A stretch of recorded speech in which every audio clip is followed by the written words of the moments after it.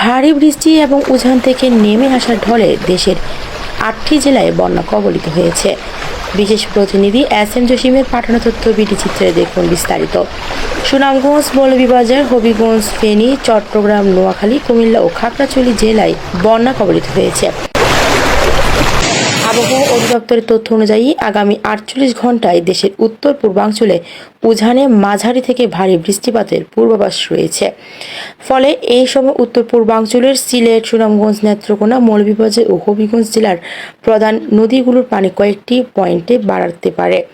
গত ৪০ বছরের রেকর্ড ভেঙে ফেনীর মুহুরী নদীর পানি বিপদসীমার অত্যন্ত ৫০ সেন্টিমিটার উপর দিয়ে প্রবাহিত হচ্ছে। ফেনী, নোয়াখালী, কুমিল্লা অঞ্চল বন্যা পরিস্থিতির ভয়াবহ আকার ধারণ করেছে। পানিবন্দী হয়ে পড়েছে কয়েক লাখ মানুষ। পানিবন্দী মানুষেরা মানবেতর জীবনযাপন করছে। যতই সময় যাচ্ছে ফেনীতে বন্যার পরিস্থিতি আরও ভয়াবহ রূপ নিচ্ছে।